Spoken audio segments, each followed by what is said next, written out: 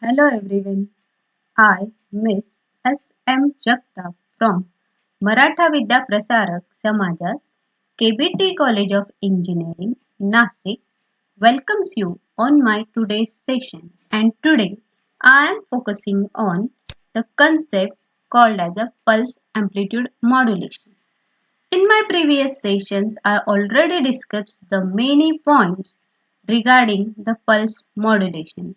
What is the need of pulse modulation? What are the different techniques of pulse modulation? And now we will start for the discussion in detail. What is pulse amplitude modulation? What is PPM? What is PWM? And in today's sessions, we will focusing on PAM, that is a pulse amplitude modulation. What are the objectives?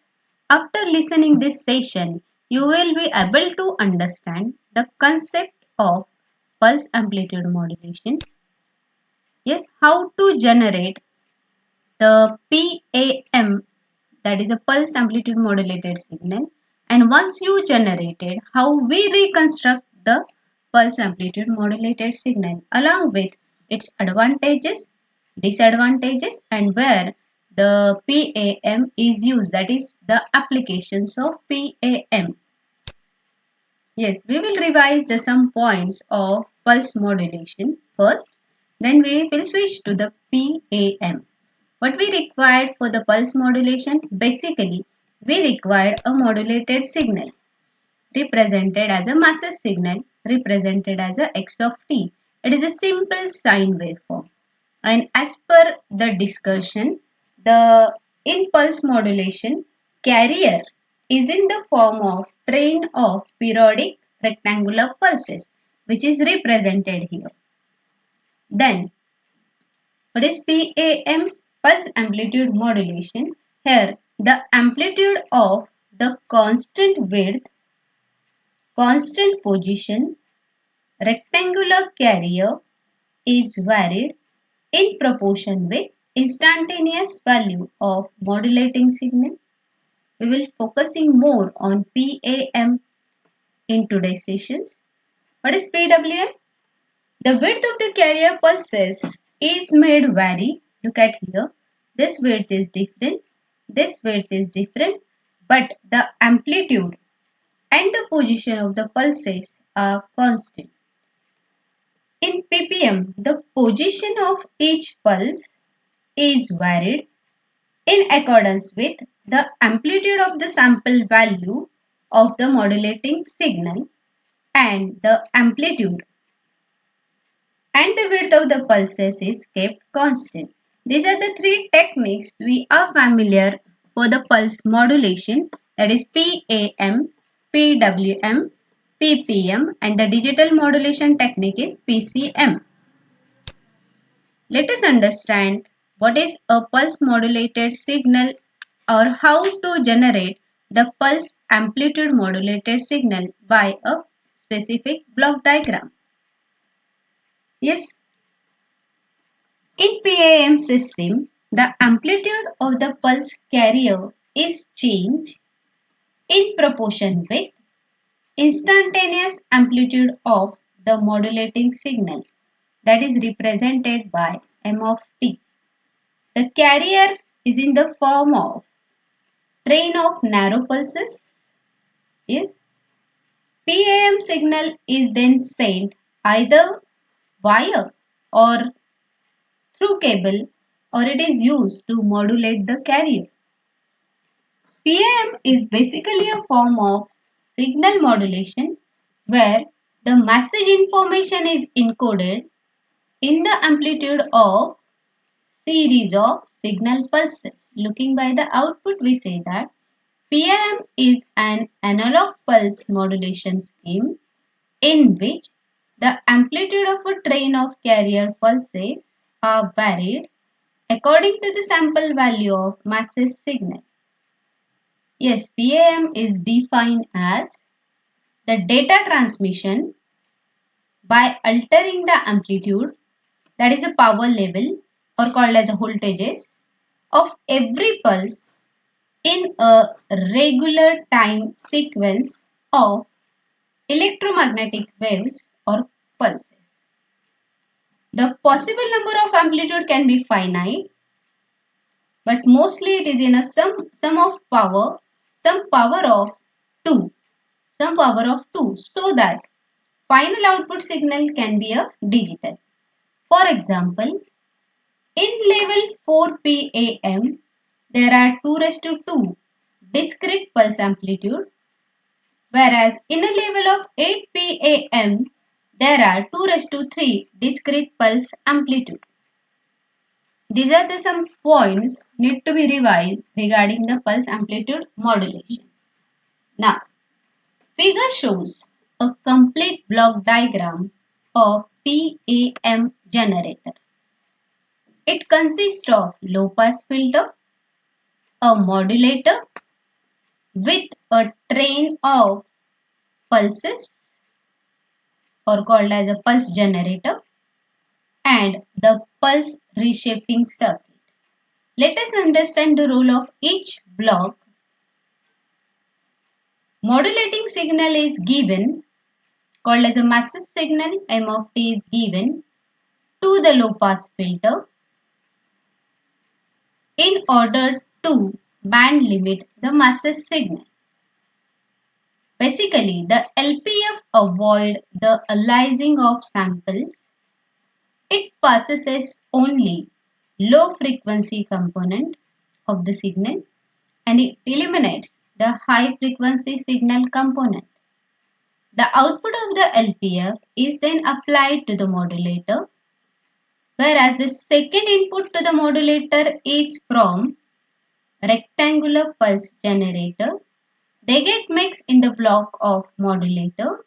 Basically, the pulse carrier gets modulated by the massive signal. The rectangular carrier pulse is generated by the pulse generator circuit. After mixing the signal in the modulator generates a pulse amplitude modulated signal looking by here. The output of the modulator is provided to the pulse reshaping circuit. Basically, it shapes the pulses so that it can be easily detected at the receiver. This is the complete discussion of the block diagram of the pulse amplitude modulated signal towards the generator side. The generated PAM signal represented as S of t applied to the reconstruction filter to reconstruct the original massive signal M of t, and after that we are using an equalizer. By passing the reconstruction filter signal to the equalizer, we get a original massive signal called as a M of t. This is towards the reconstruction side. Let us understand the circuit diagram used for the generation of PAM signal. Look at here, the figure shows the circuit diagram for the generation of PAM signal. RB, RB, RE, RC denotes base resistor, emitter resistor and collector resistor, and VCC is the supply voltage. The rectangular pulse is applied to the transistor along with the massive signal. When the peak of the pulse is high, here, when the peak of the pulse is high, it causes the transistor to operate in the saturation region. Thus, the transistor behaves as a short circuit and allowing the passing of analog signal reach towards the output side. Whereas in case of when the low peak of the rectangular pulse is there, the transistor acts as a cutoff. Transistor operates in a cutoff region, so it starts behaving like an open circuit and it blocks the signal transmission. In this way, the pulse amplitude modulated signal is transmitted. When you observe the waveform of it, this is a message signal represented by M of t, whereas the C of t is a carrier signal. By mixing these two signal in a block called as a modulator, we will get a signal like this one. If you observe here, the amplitude of the pulses get varies, and this is a simply waveform of natural PAM. We observe such a type of waveform in sampling techniques also, and we know that there are two types of sampling, natural sampling and flat top sampling. When you observe the natural sampling, this is a representation, the some form of minimum and maximum value of amplitude we are getting. Now move towards the flat top. There are again two types of PAM, natural PAM and flat top PAM. When you observe P of T, it represents the amplitude is constant, it not get rising. Amplitude is varying, but at each pulse, it doesn't represent the minimum and maximum, which observe in natural PAM. Whereas in flat top, the amplitude levels remains constant. The bandwidth for the transmission of PAM signal is basically greater than the maximum frequency component of the message signal. There are two types of pulse amplitude modulation called as a dual polarity PAM and single polarity PAM, which is represented in the waveform. Here I required a message signal M of t. By performing the operation of low pass filter, modulator and reshaping circuit, the signals are generated like this. What we observe, the added DC bias emits on both the side, that is a positive pulses. There is a variation towards the positive side and towards negative side also. That's why its name is double polarity, positive and negative pulses. Whereas in single polarity PAM, DC bias is added to a signal transmission to emits only positive pulses. It doesn't represent the negative pulses. It observes only towards the positive sides. So its name is a single polarity PAM, single polarity pulse amplitude modulation. Whereas in double, we got both the pulses, positive side also and negative side also. What are the advantages? It is very easy and the transmission is fast, and the reception of amplitude signals without interference from the external factor. This is a big advantage of PAM. It is easy to construct and easy to operate. Yes, PAM can function with a dual purpose, and it can carry a transmitted messages and produce the pulse signals simultaneously. The process of modulation and demodulations does automatically. It doesn't need any manual interference. Along with advantages, it has a disadvantages like effect of additive noise is maximum, large transmission bandwidth is required, and the transmitted power is not constant.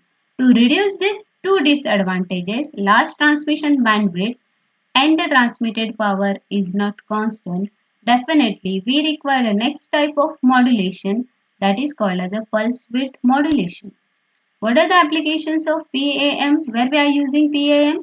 For energy efficient lighting in LED drivers. This is a big advantage or big application of PAM. Whereas the better signal clarity and clearer picture in digital television. PAM is used in time division multiplexing system also, whereas PAM used in frequency modulation system also. These are the references I am using to make this session or to make this video. I hope you understand the concept from the session. Thank you so much. Thank you everyone.